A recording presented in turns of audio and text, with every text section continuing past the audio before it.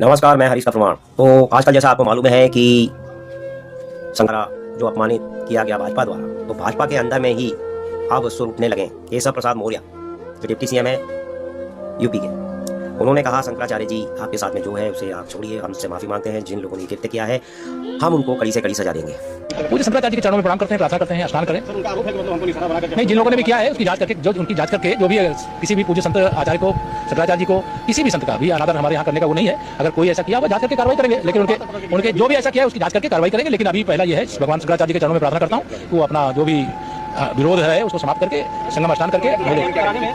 ये deputy CM जो है समझदार है, ये समझता है कि हमारे अफसरों से गलती हुई है और ये समझता है कि मामले को इस तरह से बढ़ाया नहीं जाना चाहिए, इसको समेटना चाहिए। इससे हमको नुकसान हो रहा है, पार्टी को नुकसान हो रहा है, इसीलिए ऐसा वक्तव्य वो दे रहा है। ऐसा व्यक्ति मुख्यमंत्री, समझदार व्यक्ति को मुख्यमंत्री होना चाहिए, जो अकड़ में बैठा हुआ हो और जो जिद पाल करके काम कर रहा है उसको मुख्यमंत्री नहीं बनाना। तो 27 विधायकों वाली सरकार है ब्राह्मणों की, जिसमें विधायक चुने गए हैं, उन लोगों ने भी विरोध किया कि भैया शंकराचार्य जी के साथ ये दो फाल क्यों। या तो इसके अंदर में सीधा सीधा मनसा प्रधानमंत्री के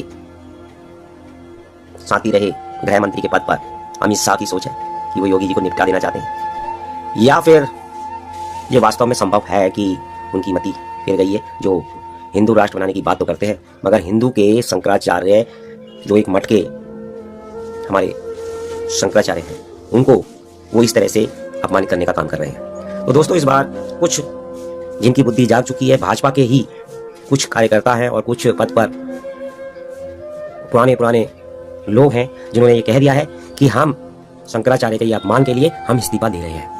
अब घूम करके भाजपा की तरफ नहीं जाऊंगा, मैं उसके टिकट पर चुनाव नहीं लड़ूंगा। तो हमारे लिए विधायक की कोई इतनी बड़ी चीज़ नहीं है और ना ही विधायक का अब इतना महत्व रह गया है कि उसके लिए मैं बहुत लालाई याद हिला देंगे भाजपा की। भाजपा को हम लोग खींच करके 300 सीटों तक लेकर आए हैं। जब भाजपा के बगल कोई खड़ा नहीं होना चाहता था, फोटो नहीं खिंचाना चाहता था, थाने पर कुर्सियां हटा दी जाती हैं, तब से मैं भाजपा को लिए भेंगे। त्यागपत्र देने का जो प्रमुख कारण है वो है यूजीसी के नए नियम, जो सरकार ने यूजीसी के नए नियम लागू किए हैं। इससे मैं काफ़ी आहत हुआ हूँ।